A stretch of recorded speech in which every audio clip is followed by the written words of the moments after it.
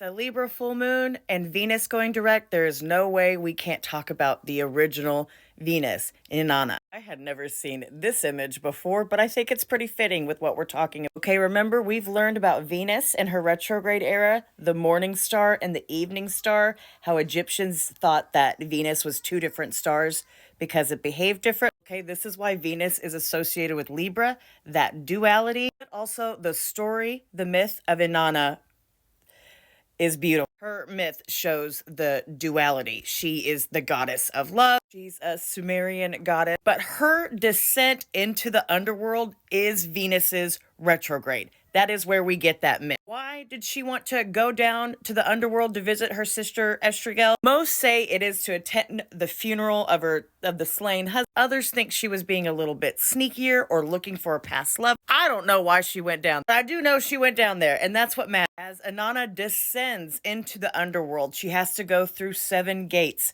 and she must strip something of herself.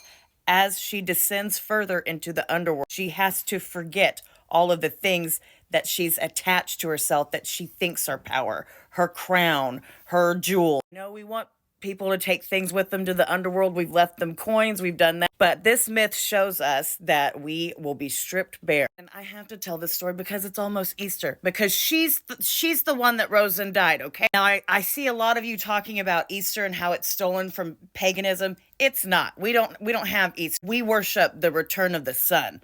We celebrated that. This is our Easter. Venus is the one that dies and comes back. The lady. Also, I want you to see that there's always a duality with lady. They try to be like, oh, she's just the goddess of love, blah, blah, blah. They try to divide and separate, make them into 2 different people. But duality is always around with women. She wasn't hung on a cross, but she was hung on a nail, and she was a corpse and experienced death. A lot of people are very particular that she didn't rise and she wasn't reborn.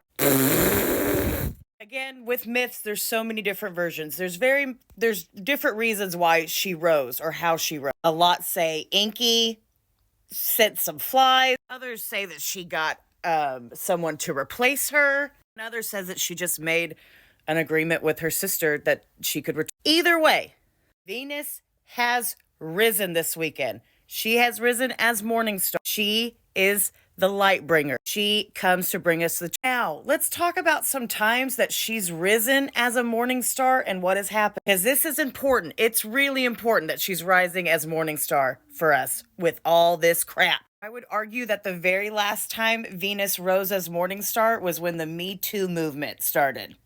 Okay? You can fight me on that, but that's what I believe. We had one with Barack Obama. That was the same time he signed the Lilly Ledbetter Fair Pay Act for. Also, I truly believe Sasha Fierce from Beyonce was born when Venus came back morning. Call me silly all you want.